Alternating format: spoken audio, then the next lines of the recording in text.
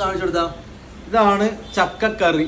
മലബാർ ഏരിയയിൽ, പ്രത്യേകിച്ച് മലപ്പുറം ജില്ലയിൽ ഉണ്ടാക്കുന്ന ഒരു ഐറ്റമാണ്. പ്രത്യേകിച്ച് വൈകുന്നേരങ്ങളിൽ നല്ലൊരു പലഹാരമാണ് കേട്ടോ.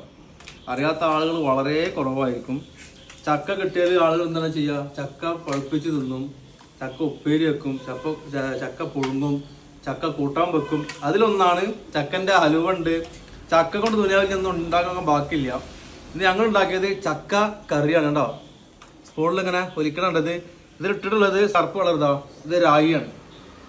രായി ഉണ്ട്, തേങ്ങ ഉണ്ട്, ശർക്കര ഉണ്ട്, പശുവിൻ്റെ നെയ്യുണ്ട്, ഏലക്കായ ഉണ്ട്, ചക്ക ഉണ്ട്. ഓക്കെ, ഒരു രക്ഷയില്ല. എന്താ പറയുക, നമുക്ക് ഇതൊന്നും നോക്കാം.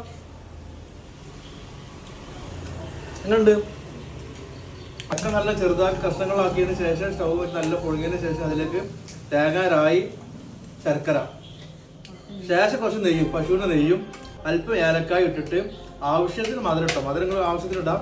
എന്നിട്ട് എന്ത് ചെയ്യുക? വൈകുന്നേരത്തെ നല്ല ചൂടായതിനു ശേഷം ഒരു സ്പൂൺ എടുത്തിട്ട് ചക്ക ഉണ്ടെങ്കിൽ ഉണ്ടായിക്കോളും മക്കളെ. ഇതാണ് തിരൂർ ചക്കക്കറി.